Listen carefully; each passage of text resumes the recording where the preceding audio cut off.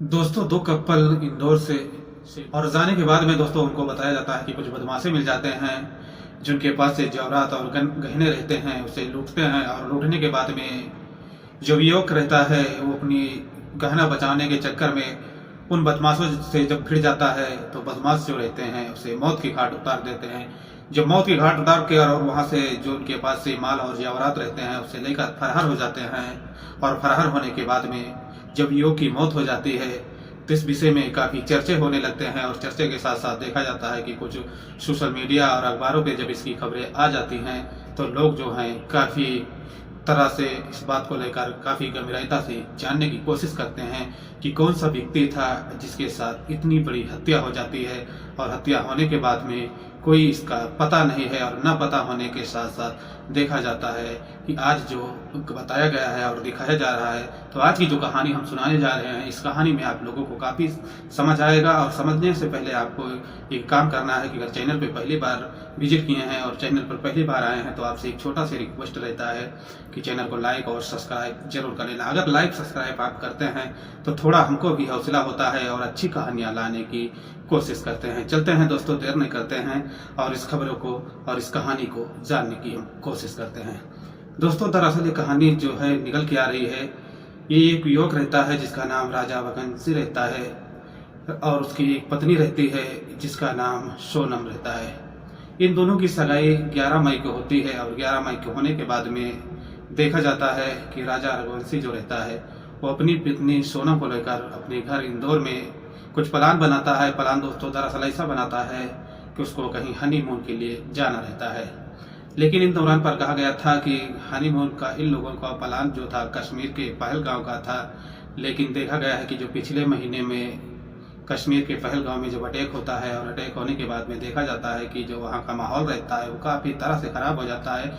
जो परगट रहते हैं वहाँ जाने से काफ़ी घबराने लगते हैं। और ऐसे में जो इनका राजा रघुवंशी का प्लान था वो कैंसिल हो जाता है। और कैंसिल होने के बाद में जो इसकी पत्नी सोनम रघुवंशी रहती है वो राजा से कुछ बातें करती है। और राजा जो रहते हैं सोनम की बातों में आकर ये दोनों लोग एक बहुत ही बड़ा फैसला लेते हैं। फैसला दरअसल ऐसा लेते हैं कि इनको हनीमून मनाने के लिए सिलोन जाना रहता है, जो देखा जाता है कि अपने घर से तकरीबन काफ़ी दूर रहता है। और ये लोग जो हैं वहाँ का टिकट लेते हैं और जब टिकट कराने के बाद में अपने घर के परिजनों से सलाह बनाते हैं कि हम लोग हनीमून पर सिलोन जा रहे हैं।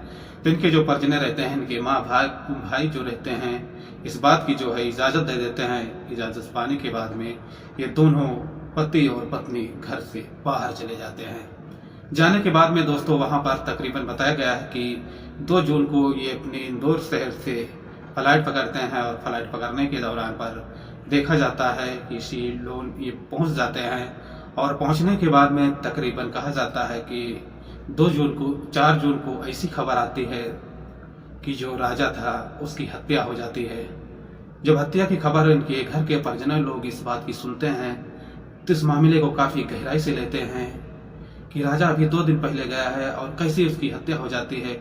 लोग इस बारे को काफ़ी गहराईता से जानने की कोशिश करने लगते हैं, क्योंकि दोस्तों अभी नई नवेली दुल्हन के साथ में और राजा जो रहता है उसकी शादी को हुए तकरीबन 10 से 15 दिन गुजरते हैं। और ऐसी घटना कैसी घट जाती है, लोग इस मामले को लेकर काफ़ी गंभीरता से जानने की कोशिश करते हैं। अलग अलग एंगल से इस बात को लेकर खिंगारने लगते हैं कि ये बात हकीकत है या तो ये इस बात में फेंक देखी जाती है। लेकिन जब इसकी खबरें सोशल मीडिया पर और जब अखबारों में आने लगती है तो उसके घर के जो लोग रहते हैं वो काफ़ी परेशान हो जाते हैं। परेशान के दौरान पर कहा गया है कि दोस्तों जो उसका बड़ा भाई रहता है विपिन, वो एक बहुत ही बड़ा फैसला लेता है। फैसला ऐसा लेता है कि अपनी भाई की तलाश करने के लिए वो सिलोन पहुंच जाता है। और पहुंचने के बाद में जो वहाँ की पुलिस रहती है, जो वहाँ की प्रशासन रहती है, उस प्रशासन से काफ़ी बड़ी गुहार लगाती है और अपने भाई की जहाँ पर हत्या हुई है इस बारे की पूरी घटना को पता लगाने लगता है क्या ये बात हकीकत है कि यह बात फेक है। ऐसे में जो सिलोन की पुलिस रहती है इस पूरे घटना को लेकर गंभीरता से जांच करने लगती है। हालांकि जांच करने के दौरान पर कहीं से उसकी बॉडी का पता लगाना नामुमकिन हो जाता है, क्योंकि ऐसी वीरान जंगल में उस घटने को अंजाम दिया था कि वहां पर कोई परिंदा भी नहीं पहुंच सकता था।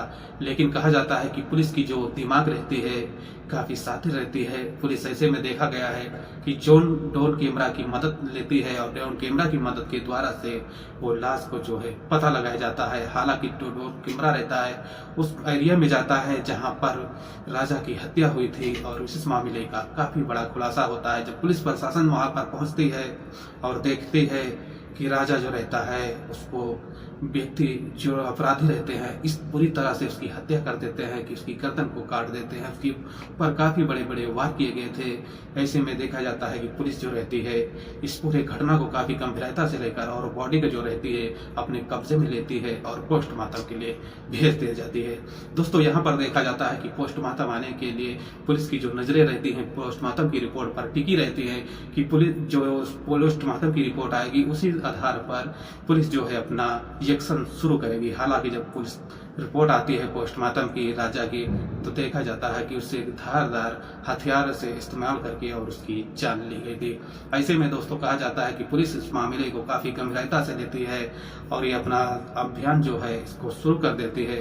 हालांकि कहा गया है कि राजा रघुवंशी की लाश को इंदौर भेजा जाता है। जब इंदौर में आती है, जब उनके घर पर लाश पहुंचती है तो गांव वाले और जो घर के लोग रहते हैं इस लाश को देखकर उनकी हालतें जो रहते हैं काफ़ी गंभीर हो जाती हैं। गांव में एक सनसनी का माहौल पैदा हो जाता है। लोग इस बात को लेकर काफ़ी विरोध करने लगते हैं, धरना प्रदर्शन करने लगते हैं, रोडों को जाम कर देते हैं।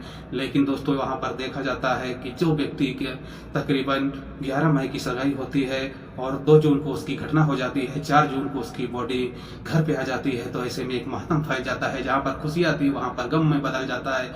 लेकिन दोस्तों कहा जाता है कि राजा रघुवंशी की जो लाश मिलती है और उसका जो घटना होता है इस बारे को लेकर पुलिस जो है काफ़ी गंभीरता से इसकी जांच शुरू कर देती है। हालांकि कहा जाता है कि इंदौर पुलिस भी इस पूरे घटना और इस पूरे मामले को काफ़ी गंभीरता से दोनों टीम जो है इस मामले की जांच करने लगती हैं कि कौन से अपराधी हैं जो इस घटने को अंजाम दिए गए हैं। लेकिन देखा जाता है कि राजा के कुछ बैकग्राउंड के बारे में देखा जाता है कि राजा की किसी से दुश्मनी थी, तो हालांकि देखा गया है कि राजा की कोई दुश्मनी नहीं थी। एक ट्रांसपोर्ट लाइन में वो काम करता था, एक अच्छी जिंदगी जीता था और ये अपनी पत्नी और ये दोनों को एक अरेंज मैरिज शादी हुआ है, कोई लव मैरिज शादी नहीं हुआ था, एक नॉर्मल शादी हुआ था। लेकिन देखा जाता है यहाँ पर कि कौन व्यक्ति हैं जो राजा रघुवंशी की हत्या कर देते हैं और हत्या करने के बाद में अपराधी जो रहते हैं वो फरार हो जाते हैं। लेकिन जहां पर देखा गया है कि राजा रघुवंशी के भाई जो विकास रघुवंशी रहते हैं इस मामले को काफ़ी गंभीरता से लेकर और सीमौल जो पुलिस स्टेशन रहती है वहां पर एक बहुत ही बड़ा सवाल करते हैं। सवाल दोस्तों दरअसल ऐसा करते हैं कि इस पूरे मामले और इस पूरे घटना को सीबीआई जांच करने के आदेश देते हैं कि पूरी सीबीआई जांच इस घटने की जरूर होना चाहिए। ऐसे में जो सीमौल पुलिस थाना रहता है, जो वहाँ की प्रशासन रहती है, जो वहाँ की टीम रहती है, उस इस पूरे घटने को लेकर काफ़ी गंभीरता से जांच करने लगती है। लेकिन देखा जाता है कि तकरीबन ये घटना 2 जून को घट जाता है, लेकिन देखा गया है कि 15 से 17 दिन गुजर जाते हैं और उसके बाद में जो सोनम रघुवंशी रहती है वो अचानक से अपने ही इलाके और अपने ही देश में आकर मिलती है। जहां पर देखा जाता है गाजीपुर में एक ढाबा पर वो पहुंचती है और ढाबा पर पहुंचने के बाद में जो ढाबे वाले रहते हैं जो वहां पर काम करता रहते हैं उन लोगों से एक मदद मांगती है कि भाई साहब थोड़ा हमको मोबाइल दे दो, थोड़ा बात करना है। ढाबे वाले जब देखते हैं उसके चेहरे को तो काफ़ी उदासी रहती है, काफ़ी परेशान रहती है। उससे कुछ जानकारी जानने के लिए कोशिश करते हैं लेकिन वो सोनम से कुछ नहीं बोल पाते क्योंकि उसके चेहरे पे काफ़ी उदासी रहती थी, काफ़ी परेशान दिख रही थी। इसलिए ढाबे पर जो काम करता रहते हैं उसको मोबाइल तुरंत ही दे देते हैं। तुरंत ही सोनम अपने फैमिली और फिंगर से जब बात करने लगती है तो फूट फूट कर रोने लगती है और फूट फूट रोने के बाद में अपने भाई को किसी से भी बात करती है, अपने पिता से भी बात करती है और ऐसी हालत में बात करके अपनी पूरी कहानी बताने लगती है। लेकिन जहाँ पर देखा जाता है कि उसके जो भाई और बाप उसके सुनते हैं इसकी खबर और उससे पूरे अपना लोकेशन पूछते हैं और लोकेशन पूछने के बाद में सोनम जो रहती है अपना लोकेशन बताती है। हालांकि वहाँ करीबी जो पुलिस स्टेशन रहती है उस बात की जानकारी देती है और सोनम को वहाँ से ढाबे से गिरफ्तार किया जाता है और गिरफ्तार करके देखा जाता है कि जो गाजीपुर पुलिस रहती है वो अपने कब्जे में ले लेती है सोनम को और तुरंत ही इंदौर पुलिस से कांटेक्ट करती है और इस बारे में की जानकारी देती है कि जिस महिला का तलाश था वो महिला गाजीपुर में आकर मिलती है। ऐसे में देखा जाता है दोस्तों कि अब सोनम जो रहती है क्या खुलासा करती है, क्योंकि इस बारे को लेकर काफी लोगों की नजरें जो हैं इस पे टिकी थी कि राजा की हत्या करने वाले कौन से कातिल हैं, कौन से अपराधी हैं। अब देखा जाता है कि सोनम जब गिरफ्तार होती है तो कुछ बड़ा ही पोल खोलती है, जहां पर देखा जाता है कि एक और बड़ा व्यक्ति गिरफ्तार हुआ है जिसका नाम राजू कुछ रहता है, जो इसका बताया गया है कि एक फ्रेंड है, बॉयफ्रेंड रहता है, उसको भी इस मामले में गिरफ्तार किया गया है। लेकिन अब देखा जाता है कि सोनम जो है क्या पोल खोलती हैं और कौन से हत्या है, किसने हत्या किया है, सारा राज को अब ये कबूलेगी। और कबूलने के साथ साथ में काफी लोगों की नजरें टिकी थी कि क्या सोनम ही इस